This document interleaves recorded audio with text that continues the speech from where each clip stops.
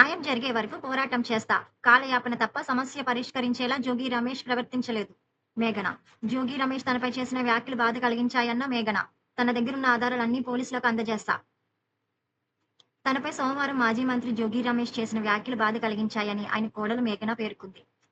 అసలు వాస్తవాలేంటో ఎఫ్ఐఆర్‌లోనే పొందుపరిచానని చెప్పింది.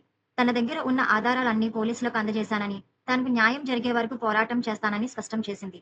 విజయవాడలో ఏర్పాటు చేసిన మీడియా సమావేశంలో ఆమె పాల్గొని మాట్లాడారు. జోగి రమేష్ దంపతులని సొంత అమ్మానాన్న అనుకున్నాను. మా భార్యాభర్తల సమస్యను పరిష్కరించకుండా వివాదం సృష్టించారు. మా పుట్టింటి వారికి ఎలాంటి రాజకీయ నేపథ్యం లేదు. పెళ్లైన నెలకే ఆషాఢం వచ్చింది. అదనపు కట్నం తెస్తేనే నువ్వు హ్యాపీగా ఉంటావని మా అత్త అన్నారు. వివాహానికి ముందు వాళ్ళు హిందువులని చెప్పారు. వాళ్ళు క్రైస్తవులని నాకు పెళ్లయ్యాక తెలిసిందని మేఘన ఆరోపించింది. ఇంట్లో అసలు హిందూ పూజలు జరిగేవి కాదు. జోగి రమేష్ వాళ్ళ ఇంట్లో అసలు పూజ గదే లేదు. క్రైస్తవం పాటించడం తప్పు కాదు. కానీ దాచి పెట్టి పెళ్లి చేయడం తప్పు. మా అత్తింట్లో బైబిల్ చదివినా నేను పట్టించుకోలేదు. మా అత్తయ్య హిందూ దేవుళ్ళపై అభ్యంతరకరంగా మాట్లాడేవారు. హిందుత్వం వదిలేసి క్రైస్తవంలోకి వచ్చేయమని అనేవారు. కొడుకు సమస్య ఏంటో తెలిసి కూడా మా అత్తయ్య మా పెళ్లి చేశారు. మా అత్తయ్య నాకు పెట్టింది గోరు ముద్దలు కాదు విషపు ముద్దలు. ఎఫ్ఐఆర్‌లోనే ప్రతి ఆరోపణకు నా వద్ద ఆధారాలున్నాయి.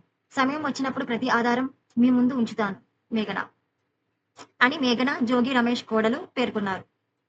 వసంత కృష్ణ ప్రసాద్ దగ్గరికి వెళ్లిన మాట వాస్తవేనని, న్యాయం కోసం ఆయన దగ్గరికి వెళ్లానని మేఘన చెప్పింది. తాము ఫిర్యాదు చేసేందుకు సిపి వద్దకు వెళ్లినట్లు తెలిపింది. కేసు పెట్టవద్దని తమ లాయర్‌తో మధ్యవర్తిత్వం జరిపారని, సజ్జల రామకృష్ణారెడ్డి వద్ద సెటిల్ చేసుకుందామని చెప్పినట్లు వివరించింది. రాజీ చేసుకోవాలని సజ్జల రామకృష్ణారెడ్డి సూచించారని, తానున్నన్ని న్యాయం చేస్తానని సజ్జల చెప్పారని వెల్లడించింది. కాలయాపన తప్ప సమస్య పరిష్కరించేలా జోగి రమేష్ ప్రవర్తించలేదని ఆరోపించింది. వైఎస్ జగన్‌ను కూడా కలిసే ప్రయత్నం చేశానని కానీ కుదరలేదని వ్యాఖ్యానించింది. వివాహమైన 2 నెలలకే రాజీవ్ నాపై నల్ అండ్ వాయిడ్ కేసు వేశాడు. వివాహమైన 2 నెలలకే విడాకుల కోసం రాజీవ్ ఎందుకు వెళ్లాడు? ఆయన విడాకుల కోసం వెళ్లాడని నాకు ఆలస్యంగా తెలిసింది. విడాకుల కోసం రాజీవ్ వేసిన పిటిషన్ కోర్టు కొట్టేసింది.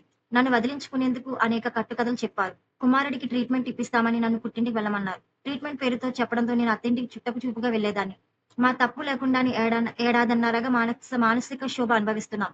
మేఘన, జోగి రమేష్ కోడలు ఈ విధంగా స్టేట్మెంట్ ఇచ్చారు.